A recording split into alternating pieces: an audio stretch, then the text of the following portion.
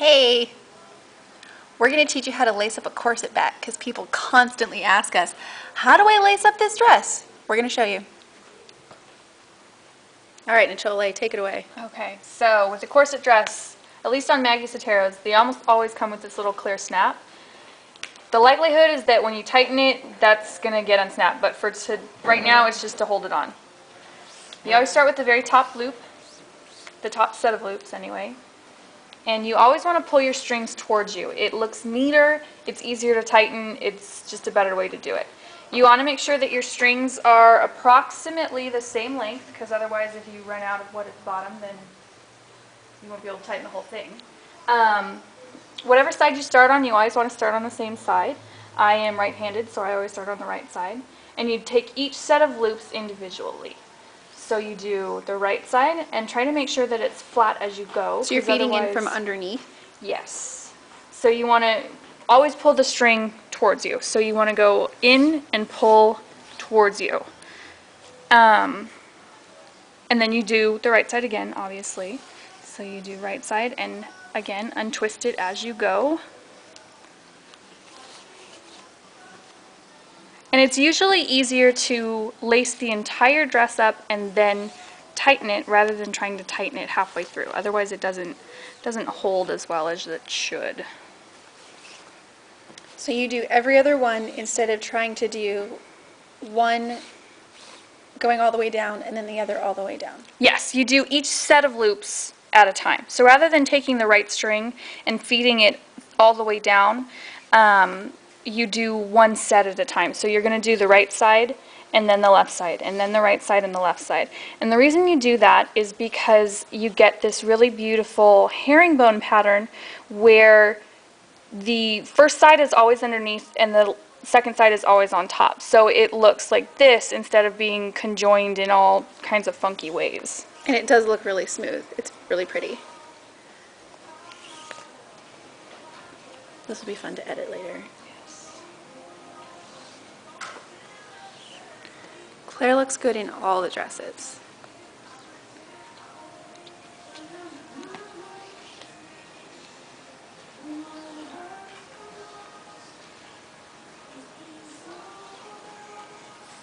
I hate this band. What band is this? Rascal Flatts. I think this is Jasmine's favorite, she was saying. She's like, I love this. Country Backstreet Boys. They just bug me. Ow, I totally just scratched my finger.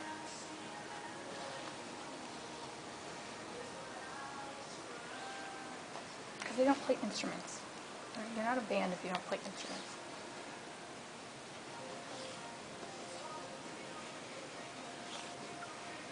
Okay, so now tell me how you're doing the very bottom part.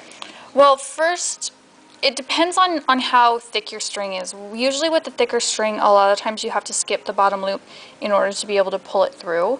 If you're using a thinner string, like this one, you can go all the way to the bottom because you don't have as much space. This has a tendency to take up a little bit more space.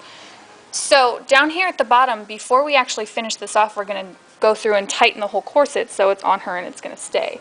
You always start with your top two, and this is when you can unsnap that if you need to. And then you pull towards you, so you stick your fingers from underneath and you just pull it towards you. And you tighten all the way down. Again, keeping your laces flat, and this is where it's going to help having kept them straight and flat at the beginning and doing it neatly at the beginning, because that means that you don't have to try and untwist them as you go. So now, I notice on this dress that it comes really close together. Is it going to always look like that on everybody? Not on everybody. This is because through the hip, this dress is a little big on Miss Claire.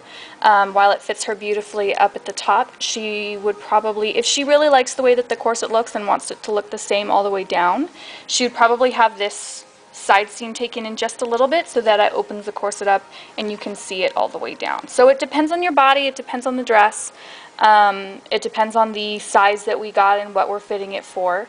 So, and it depends on how tight you want it. Some people really want it loop to loop and you can make it however tight as you want. Some people want that corset to show all the way through. So it is completely a personal preference. On Miss Claire, it's a little big on her little hips. So finishing this off, I always prefer to do a single knot right here at the bottom, and what that does is it keeps the rest of this corset from pulling apart. So you've got that finished off at the bottom, and then about halfway down, you do a little bow. And this is also a personal preference. You could just put a bow right here on the outside and have that string hang down. I usually prefer to tuck it in so that it looks a little bit neater, it looks a little bit cleaner, and the back looks a little bit more finished. So this keeps it from going between your legs and trailing along underneath your train as you're walking. And then to pull this through, you have to get, there's multiple layers to every dress. This is the top layer, the charmeuse.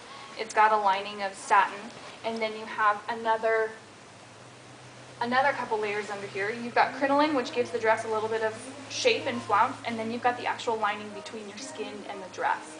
This is where you have to get underneath. And you want to just feel up here on her little booty, and then there's a space between where the panel is and the actual corset of the dress. So you want to fish the rest of the corset string through that little hole, and then pull it through, and she is all set to go. Ta-da! And that is a beautifully laced corset back. Thanks, Nicole. Absolutely.